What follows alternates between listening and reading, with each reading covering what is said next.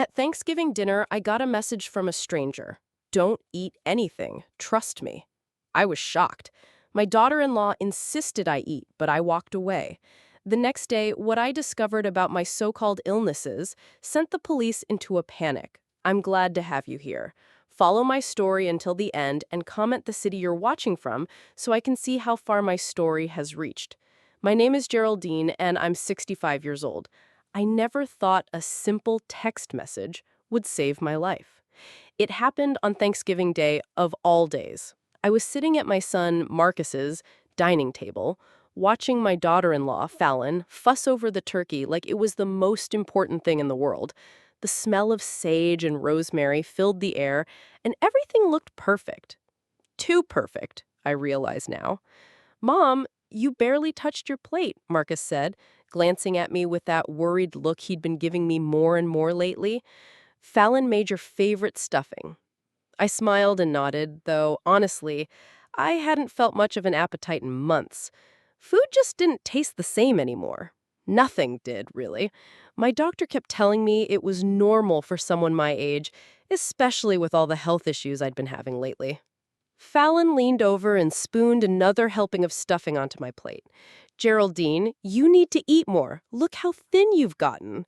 Her voice was sweet, caring even, but something about the way she watched me made my stomach turn. I made this batch special, just the way you like it. I picked up my fork, but before I could take a bite, my phone buzzed. A text message from an unknown number. Don't eat anything. Trust me. My hand froze halfway to my mouth.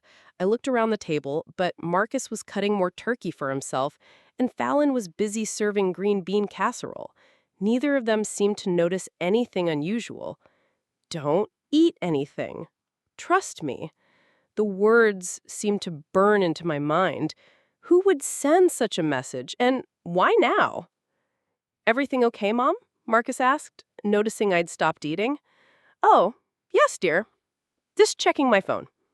I quickly put it face down on the table, but my heart was racing. The fork felt heavy in my hand. Fallon appeared beside me again, her perfectly manicured hand resting on my shoulder. Geraldine, your food is getting cold. The stuffing took me hours to make. There was something in her tone, a slight edge that made me look up at her face. She was smiling, but her eyes were intense, almost demanding. I'm just not very hungry today, I said softly. But you love stuffing, Fallon insisted. Remember last month when you said it was the best you'd ever had? You even asked for the recipe. Had I said that? Lately, I'd been having trouble remembering conversations. My doctor said it was part of getting older, that some memory loss was normal. But looking at Fallon's expectant face, I couldn't remember asking for any recipe. Maybe I'll take some home for later, I suggested. Fallon's smile tightened. That's not the same, Geraldine. It's Thanksgiving. We should eat together as a family. Marcus looked between us, clearly sensing the tension. Mom, if you're not feeling well? No. I'm fine, I said quickly. The last thing I wanted was another trip to the doctor. I'd been there so many times recently, and the medications kept changing. Sometimes I felt like I was rattling when I walked. My phone buzzed again. Another message from the same unknown number. Leave now. You're in danger. This time my hand shook as I read it. In danger from what? From whom? I looked around the familiar dining room, at my son and daughter-in-law, at the family photos on the walls. Everything looked normal. Safe. Who keeps texting you, Mom? Marcus asked. Oh, just probably a wrong number. I lied. But my mind was spinning. 2 messages, both warning me not to eat, both telling me to trust them. What if they were right? Well, put that phone away and eat, Fallon said, her voice sharper now. I worked all day on this meal. I looked down at my plate. The stuffing did look delicious, with herbs sprinkled on top and a golden brown crust, but something about it seemed wrong. Or maybe it was just my imagination, fueled by those strange text messages. Actually, I think I might be coming down with something, I said, pushing back from the table. Maybe I should head home. Mom, you just got here, Marcus protested. And you've been feeling under the weather for months. Maybe you just need to eat something. Fallon nodded eagerly. He's right, Geraldine. You've lost so much weight. Just a few bites. But I was already standing, my purse clutched in my hand. Something deep in my gut told me to listen to those messages, as crazy as it seemed. I'm sorry, I just don't feel well. I moved toward the door, feeling their eyes on me. This is ridiculous, Fallon said. You can't keep running away every time we have a family dinner. Running away? When had I done that before? I stopped and turned to look at her. What do you mean, running away? Fallon and Marcus exchanged a look. Mom, you've left early the last 3 times we've invited you over, Marcus said gently. We're worried about you. Had I? I tried to remember, but the past few months felt like a blur. There were gaps, missing pieces, like a puzzle with half the parts lost. I just need to go home, I repeated, my voice barely above a whisper. As I drove away, my hands trembling on the steering wheel, I kept glancing at those text messages. Don't eat anything. Trust me. And then, leave now. You're in danger. Who knew I was in danger? And danger from what? Back at my small apartment, I sat on my couch and stared at my phone. Should I call the police? But what would I tell them? That someone sent me anonymous text messages telling me not to eat Thanksgiving dinner? I got up and looked at myself in the hallway mirror. Marcus was right. I had lost a lot of weight. My cheeks were hollow. My eyes seemed sunken. When did I start looking so frail? That night, I couldn't sleep. Every time I closed my eyes, I saw Fallon's face. The way she'd insisted I eat the stuffing. The way she'd watched me so intently. Around 3 a.m, I started feeling sick. Not just nauseated, but dizzy. Like the room was spinning. I stumbled to the bathroom and threw up, even though I'd barely eaten anything at dinner. As I gripped the cold porcelain of the toilet, one thought kept echoing in my mind. What if those messages had saved my life? The next morning, I woke up feeling worse than I had in months. My head was pounding, and my hands wouldn't stop shaking. I tried to make myself some tea, but I kept dropping the spoon, and the sound of it hitting the kitchen floor seemed to echo through my skull. I sat at my small kitchen table, wrapping my robe bath tighter around myself, and tried to think clearly. Those text messages from yesterday kept running through my mind. Who would warn me about eating at my own son's house, and why? As I sipped my tea, memories started floating back. Not clear memories, but fragments, like pieces of a broken mirror that only showed part of the picture. There was that dinner 3 weeks ago when Fallon had made pot roast. She had insisted I try her special gravy, and I'd felt sick for days afterward. My doctor had said it was probably a stomach bug. And the month before that, when she'd brought over homemade soup because I'd been under the weather, I remembered feeling grateful that she cared enough to cook for me. But I also remembered spending that entire night in the emergency room with what the doctors called severe digestive distress. The more I thought about it, the more a pattern seemed to emerge. I'd been getting sick after eating at Marcus and Fallon's house, or after eating food had prepared for me. But surely that was just a coincidence, wasn't it? I pulled out a notebook and started writing down what I could remember. September 15th, dinner at Marcus's house. Felt dizzy and nauseous afterward. September 28th, Fallon brought soup. Ended up in the ER. October 12th, family barbecue. Couldn't keep anything down for 2 days. By the time I finished, I had a list of 8 occasions over the past 4 months where I'd eaten something Fallon had prepared and gotten sick afterward. 8 times. My hands were shaking again. But now, it wasn't from whatever was making me feel so awful. It was from fear. The phone rang, startling me so badly I nearly knocked over my teacup. It was Marcus. Mom, how are you feeling this morning? Not very well, I admitted. Fallon feels terrible about last night. She thinks you might have caught something and she's worried she didn't take good enough care of you. Fallon feels terrible. I thought about her face last night. The way she'd insisted I eat the stuffing. The edge in her voice when I'd refused. Marcus, can I ask you something? Of course, Mom. I hesitated.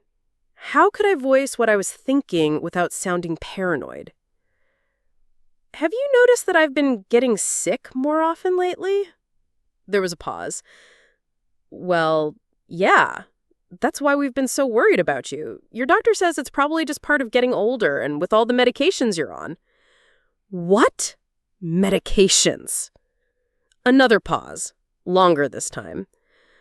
Mom, you're on several medications for your blood pressure, your heart, your memory issues. Memory issues? Mom, his voice was gentle, but I could hear the concern in it. We've talked about this. Dr. Patterson put you on medication for early-stage dementia 3 months ago. You've been having trouble remembering things. I felt like the floor had dropped out from under me. Dementia? When had this happened? I tried to think back to my last doctor's appointment, but it felt fuzzy, unclear. I don't remember that conversation, I whispered. That's exactly why Dr. Patterson is concerned, Marcus said softly. Mom, Fallon and I have been trying to help you keep track of your medications. Sometimes you forget to take them. After Marcus hung up, I went to my medicine cabinet. Sure enough, there were several bottles I didn't remember getting. Aricept, for dementia, increased dosages of my blood pressure medication, something called Seroquel that I'd never heard of. I stared at the bottles, trying to remember when I'd gotten them, when I'd talked to Dr. Patterson about any of this, but it was like trying to grasp smoke. Had I really been forgetting so much? Was my mind really going? The doorbell rang. Through the peephole, I could see Fallon standing on my doorstep holding what looked like a casserole dish. Geraldine, it's me, she called. I brought you some soup. You looked so pale last night. I stood there, frozen. Part of me wanted to open the door, to accept her kindness like I always had, but another part, the part that had been keeping that list of dates when I'd gotten sick, told me to keep the door locked. Thank you, dear, but I'm not feeling up to visitors right now, I called back. Oh, Geraldine, don't be silly. I'm family. Let me take care of you. I could hear the slight irritation in her voice, the same edge from last night. I really just need to rest. I'm not leaving until I know you've eaten something, Fallon said firmly. Marcus is worried sick about you. I pressed my back against the door. Why was she being so insistent? If I was sick, wouldn't it make sense to leave me alone to rest? Fallon, I appreciate you coming by, but I really can't. Geraldine, open this door right now. Her voice was different now, sharper, more demanding. You're being ridiculous. I'd never heard her speak to me like that before, or had I? Lately, I couldn't trust my own memories. After what felt like an eternity, I heard her footsteps walking away. But when I looked out the window, I saw her standing by her car, talking on her phone. Even from a distance, I could see she was upset, gesturing with her free hand. That evening, I got another text from the unknown number. Check your pill bottles. Look at the labels carefully. This time, instead of feeling frightened, I felt almost relieved. Someone else was watching. Someone who knew something was wrong.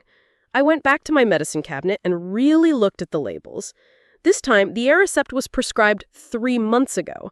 The increased blood pressure medication was from 2 months ago. The Seroquel was from 6 weeks ago. But I couldn't remember any of those appointments. I couldn't remember Dr. Patterson telling me I had dementia. I couldn't remember agreeing to take any of these medications.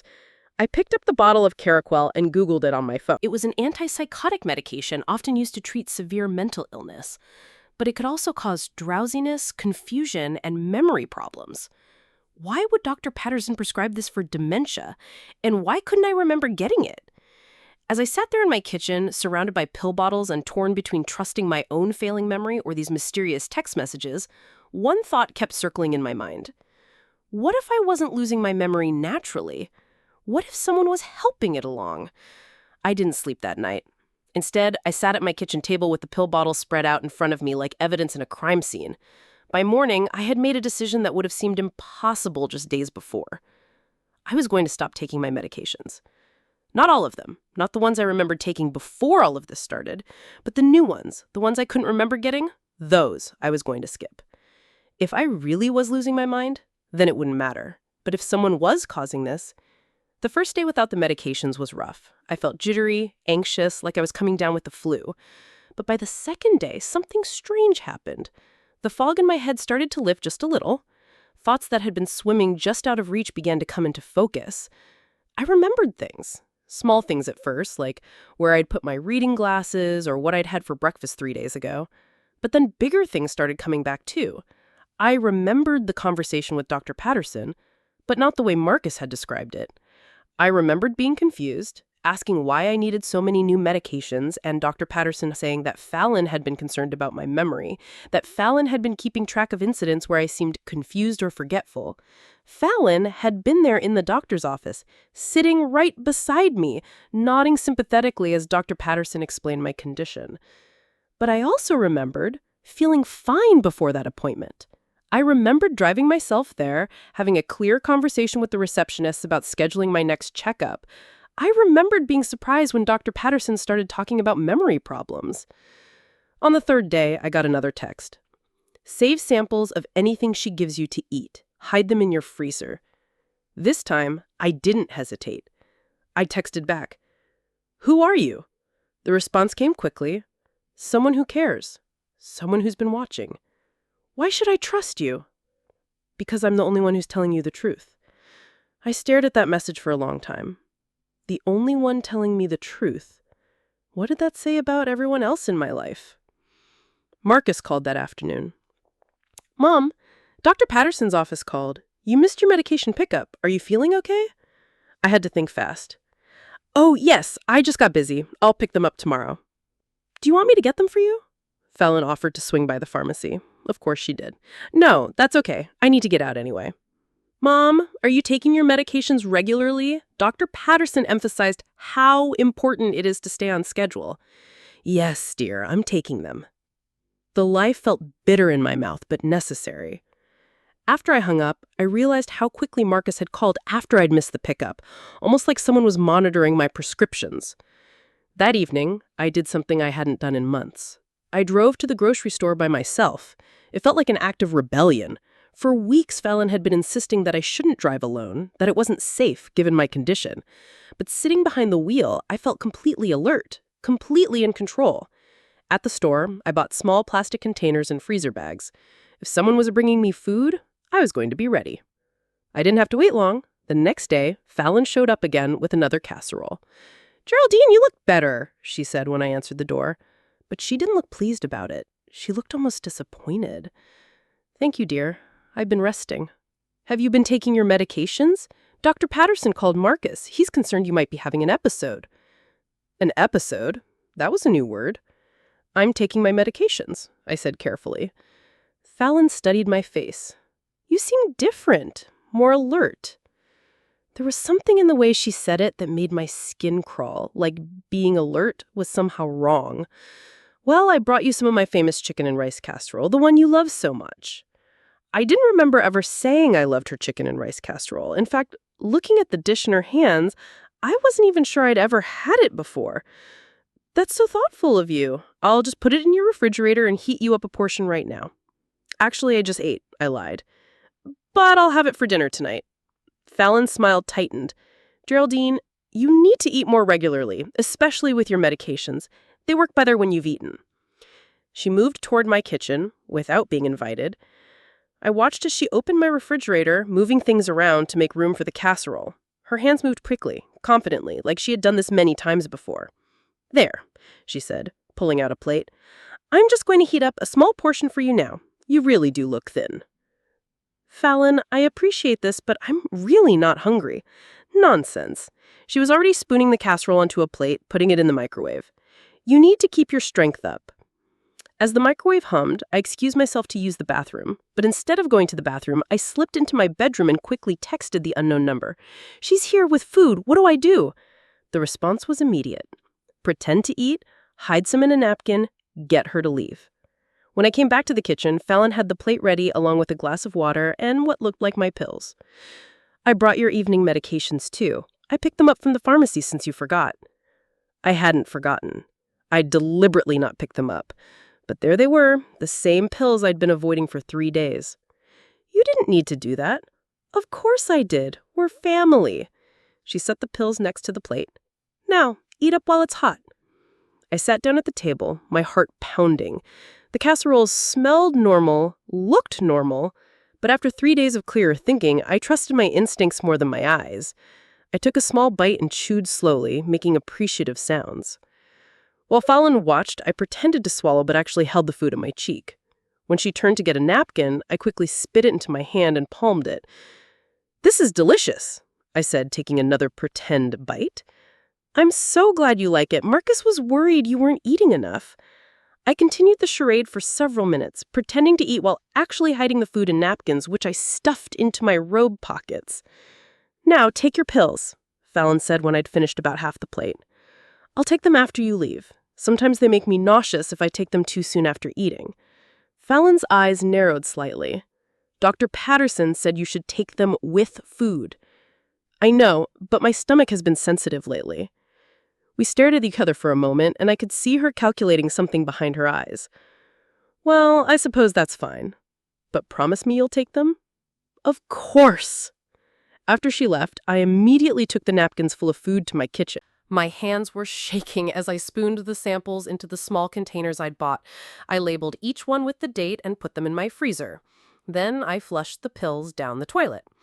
That night, I didn't get sick. For the first time in months, I slept through the night without waking up nauseous or dizzy.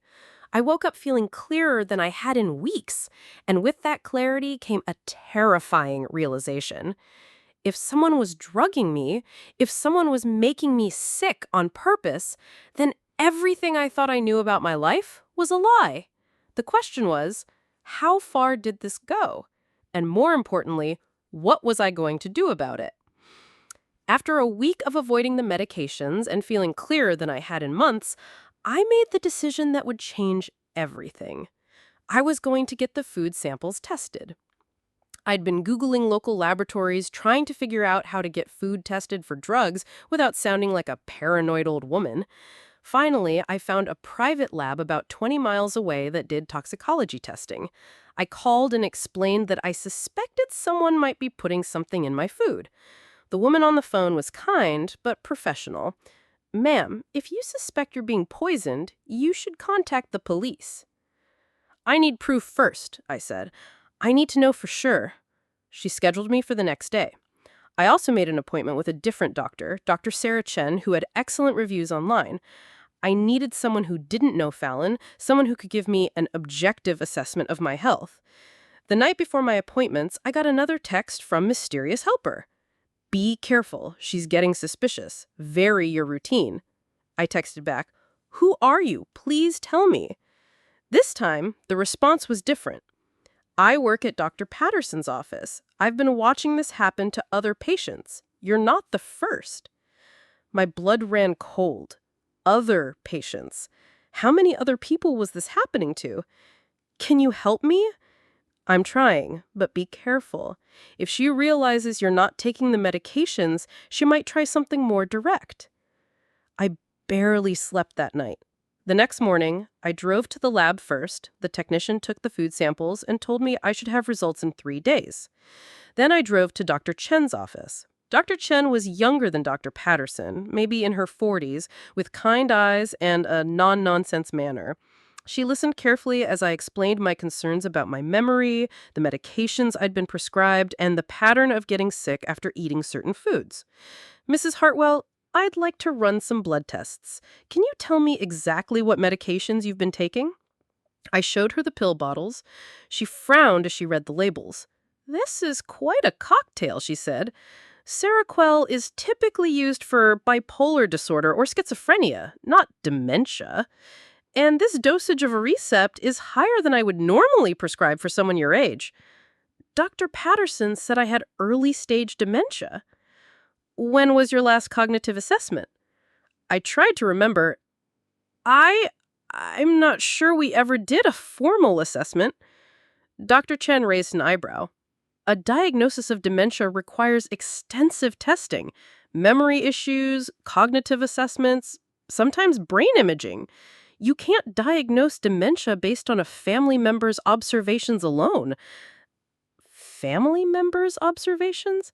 Fallon's observations. Dr. Chen had me do some simple cognitive tests right there in the office. I remembered sequences of numbers, identified pictures, answered questions about current events. When we finished, she looked puzzled. Mrs. Hartwell, your cognitive function appears completely normal. In fact, your scores are above average for someone your age. I felt a mixture of relief and terror. Relief that my mind was fine, terror at what that meant about everything else. Doctor, if I were being given medications that could cause confusion and memory problems, how would that affect me? She leaned back in her chair. Are you asking hypothetically? No, I'm asking because I think someone might be drugging me. Dr. Chen's expression grew serious. Mrs. Hartwell, the combination of medications you've been prescribed could definitely cause confusion, memory problems, and physical symptoms like nausea and dizziness, especially if they were being given to someone who didn't actually need them. Uh, what should I do? First, we're going to run comprehensive blood tests to see what's actually in your system. Then, depending on what we find, we may need to contact the authorities. The blood test took 20 minutes. Dr. Chen said she'd put a rush on them and I should have results by tomorrow. As I drove home, my phone rang. It was Marcus. Mom, Dr. Patterson is really concerned. He says you haven't been picking up your prescriptions and you missed your last appointment. I hadn't made any appointment with Dr. Patterson. I've been busy, dear. Mom, this isn't like you. Fallon thinks you might be having another episode. Another episode? There was that phrase again. What kind of episode? There was a pause. You know, like last month when you forgot how to get home from the grocery store. I had no memory of that happening, Marcus.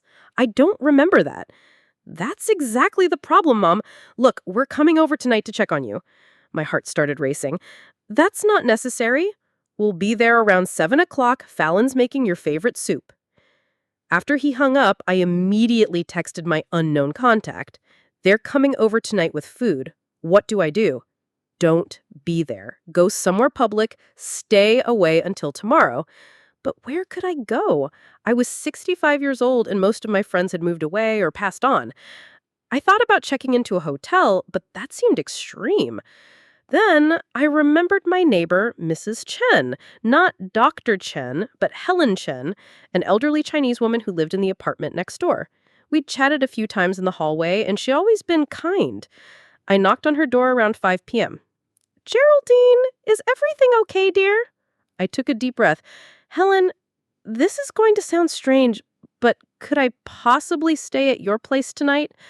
I'm having some family troubles. Helen didn't ask questions. She just opened her door wider and welcomed me in. At 7:15, I heard voices in the hallway outside my apartment. Marcus and Fallon had arrived. I could hear Fallon's voice sharp with irritation. Where could she be? Her car is here. Maybe she went for a walk, Marcus suggested. At this hour with her condition? They stayed for over an hour, and I could hear Fallon getting more and more agitated. Finally, they left, but not before I heard Fallon on the phone. She's not here. No, her car is in the parking lot. I think she might be having a serious episode. Yes, we might need to consider more drastic measures. More drastic measures? What did that mean? The next morning, Dr. Chen called with my blood test results. Mrs. Hartwell, you need to come in immediately, and I think you should consider calling the police. What did you find? Your blood shows high levels of Seroquel, Aricept, and something called risperidone, which isn't even on your prescription list. But more concerningly, we found traces of crushed sleeping pills and what appears to be ground-up Benadryl. My legs gave out and I had to sit down. What does that mean? It means someone has been drugging you with a combination of medications that would cause exactly the symptoms you've been experiencing: confusion, memory loss, dizziness, nausea. Mrs. Hartwell, the levels in your blood are dangerous. If this had continued much longer, you could have suffered permanent damage, or worse. Or worse. In an elderly person, this combination of drugs could cause organ failure, seizures, even death. Whoever is doing this isn't just trying to confuse you, they're slowly killing you. I hung up the phone with shaking hands. The lab called an hour later with the food test results. The casserole samples contained crushed Seroquel, risperidone, and several over-the-counter sleeping aids. Someone had been systematically poisoning me for months, and that someone was my daughter-in-law. But why? Why would Fallon want to hurt me? What did she gain by making me sick, by making me seem like I was losing my mind? The answer came in another text from Mysterious Helper. Check your will. Check your bank accounts. She has power of attorney. Power of attorney? I rushed to my file cabinet and pulled out my legal documents. There it was. A power of attorney form I didn't remember signing. Dated 3 months ago. It gave Fallon complete control over my finances and medical decisions if I was deemed mentally incompetent. And according to Dr. Patterson's records, I was already being treated for dementia. Fallon wasn't just trying to make me sick. She was trying to gain control of everything I owned. And if I died in the process, well, that would just make things easier for her. I called Dr. Chen back immediately. Doctor, I need you to contact the police. I have proof that someone has been poisoning me. Detective Maria Santos arrived at my apartment 2 hours after Dr. Chen's call to the police. She was a woman in her 40s with graying hair and tired eyes that seemed to miss nothing. She sat at my kitchen table, carefully examining the food samples, the pill bottles, and the medical records I had gathered. Mrs. Hartwell, these are serious allegations, she said, looking up from the toxicology reports. Attempted murder? Fraud? Elder abuse? We're talking about felony charges. I know it sounds crazy, I said, my hands trembling as I poured her coffee. My own daughter-in-law, trying to kill me. Unfortunately, it's not as crazy as you might think.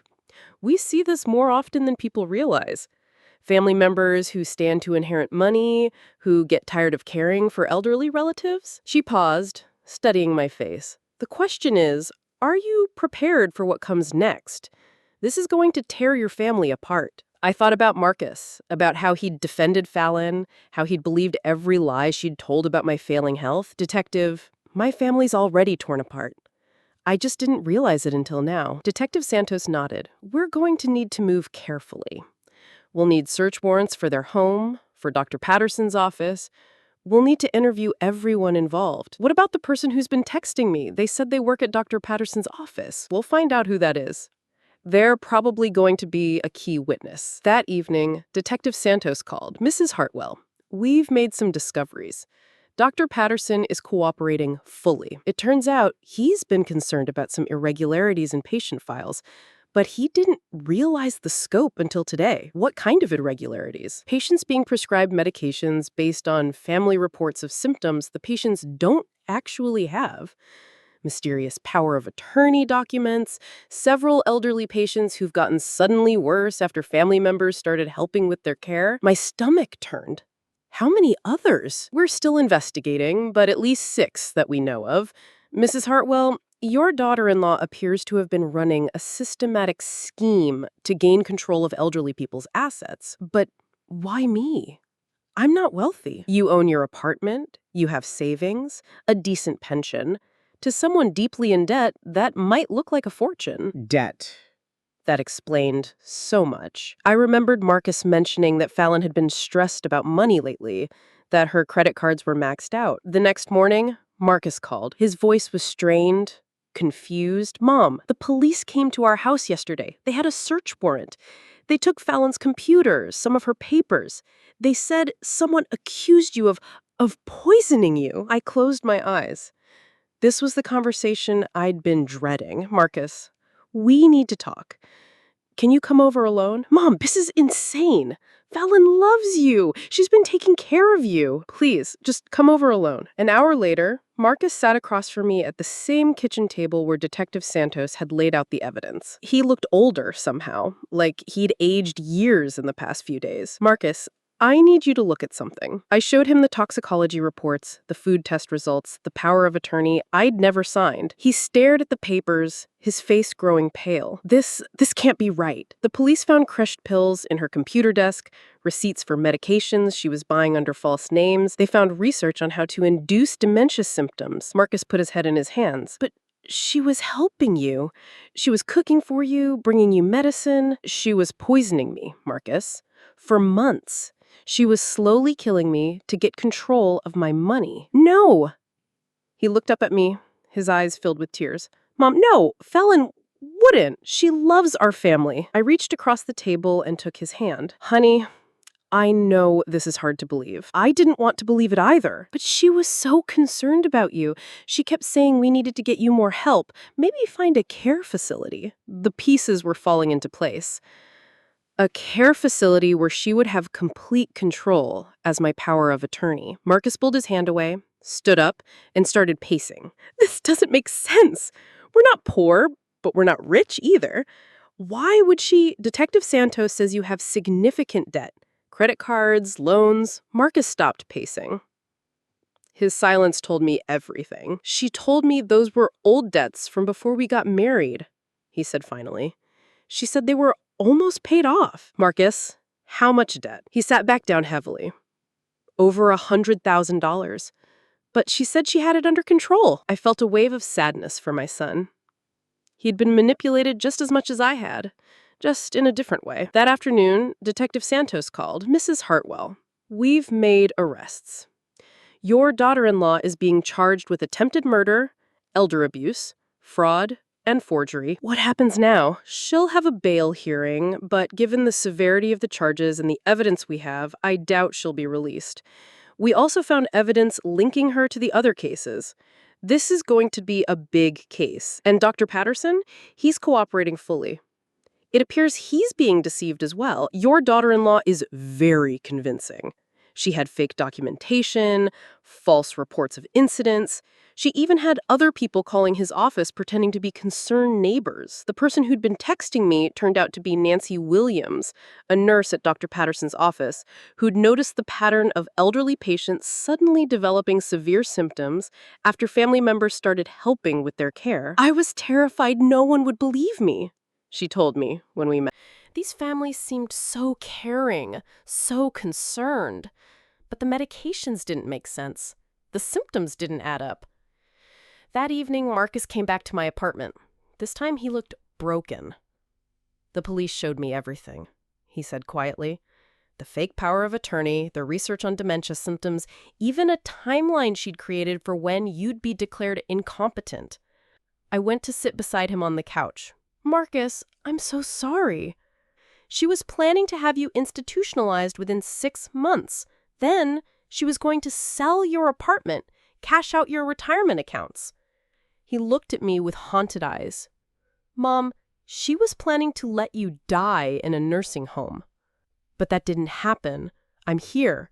I'm safe because of a stranger who cared more about your welfare than your own family did.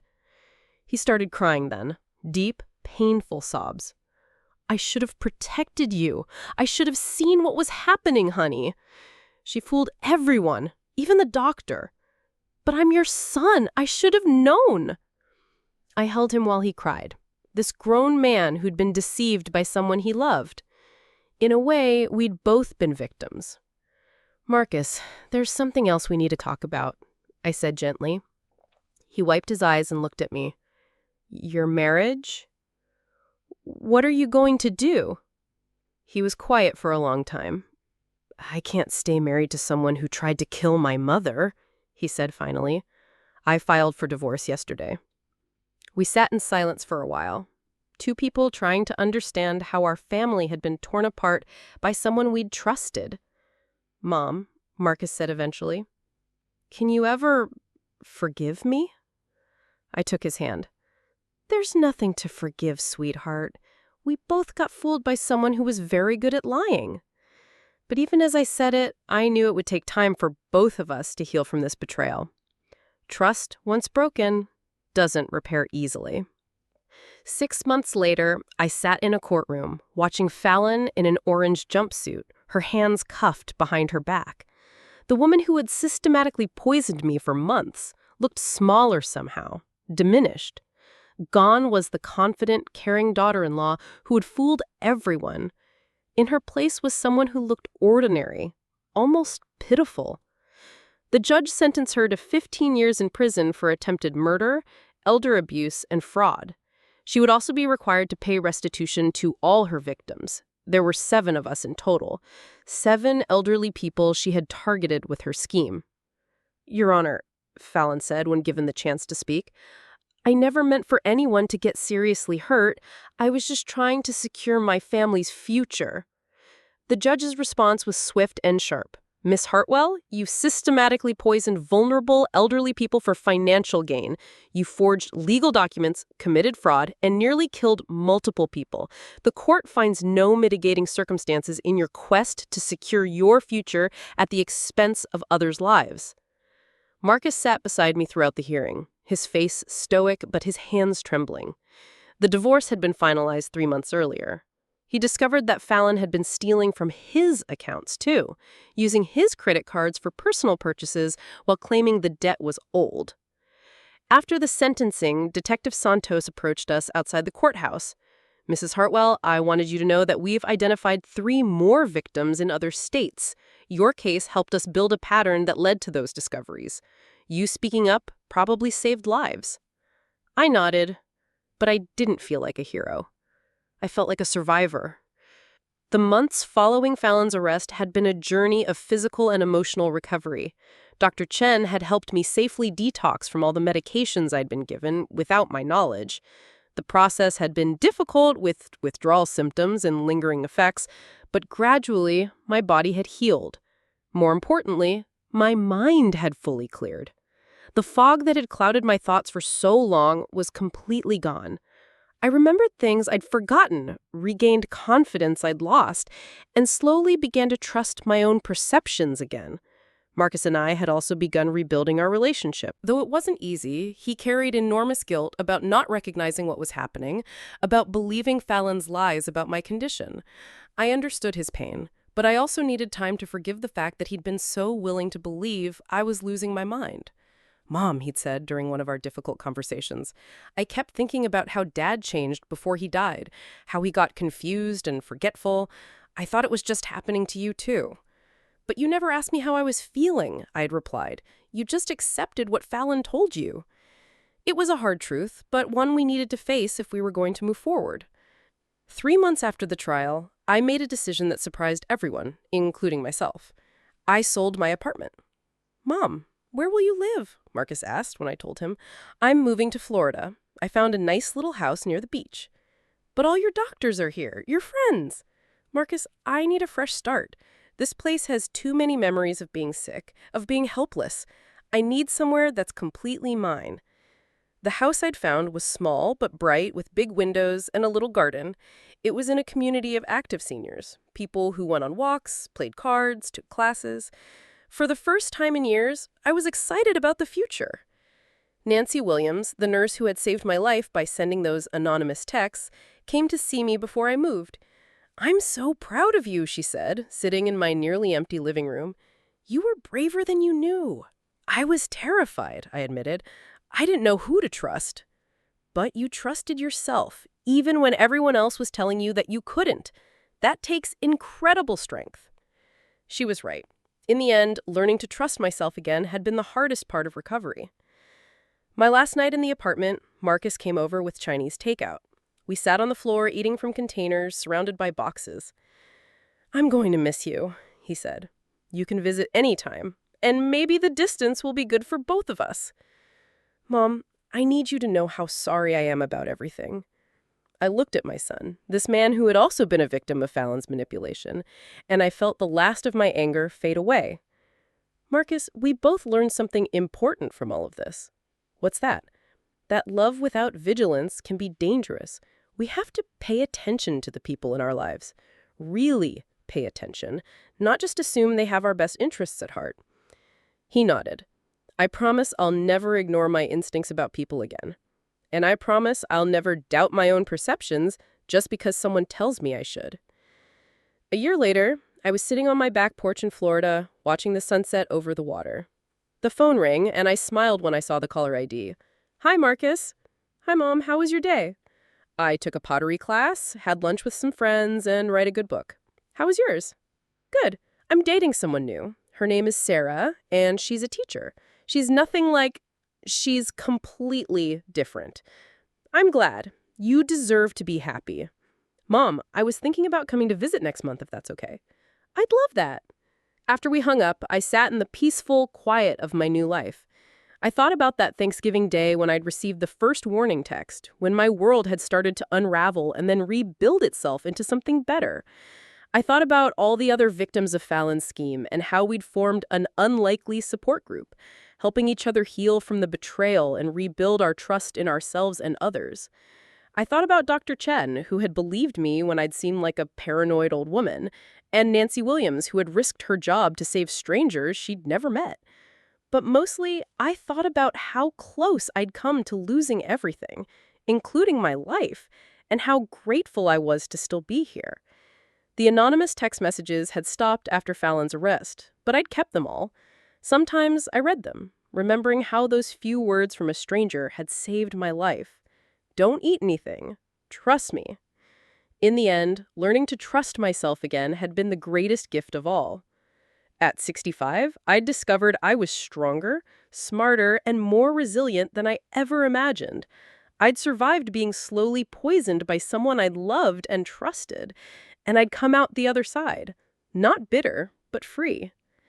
The sunset was particularly beautiful that evening, painting the sky in shades of orange and pink.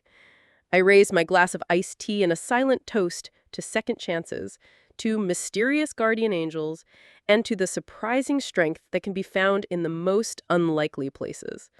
I was finally, completely, beautifully free. Now, I'm curious about you, who listened to my story. What would you do if you were in my place? Have you ever been through something similar? Comment below. And meanwhile, I'm leaving on the final screen 2 other stories that are channel favorites, and they will definitely surprise you.